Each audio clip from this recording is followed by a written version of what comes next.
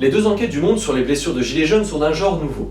Le format est innovant en France par l'utilisation d'outils 3D, par son processus de création en open source, le tout sur un temps long, en mobilisant beaucoup de journalistes.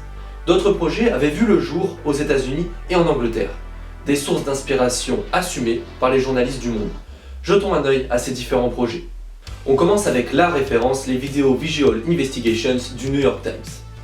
Maître en la matière, le journal américain a été le pionnier dans l'utilisation de surveillance numérique, des réseaux sociaux et tous les outils d'open source pour créer des récits explicatifs. Depuis 2017, le journal a produit une impressionnante série de vidéos d'enquête, comme celle-ci, racontant ce qu'il s'est passé à Hong Kong avec le tir d'un policier contre un manifestant.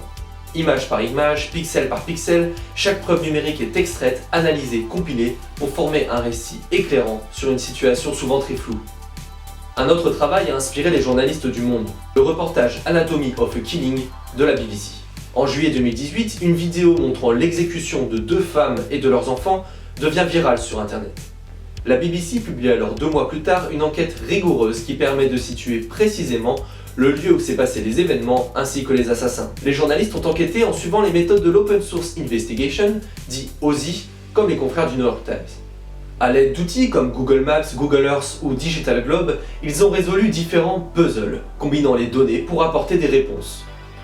Avec cette crête de montagne au fond, dans la vidéo, les journalistes ont réussi à retrouver l'endroit de l'exécution.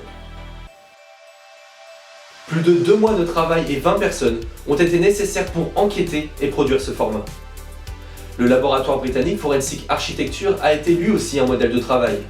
Se définissant comme une agence d'architecture d'investigation, le laboratoire dévoile au grand jour les crimes d'État en retraçant leur déroulement. Là aussi, les méthodes OSI sont utilisées. D'innombrables ressources internet sont croisées à des témoignages pour retrouver une chronologie et une géographie précise d'événements. Une démarche se rapprochant de celle de la police scientifique.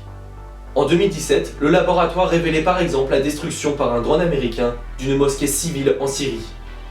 Financé en partie par le Conseil européen, Forensic Architecture regroupe des chercheurs, des développeurs, des artistes, des journalistes et des architectes.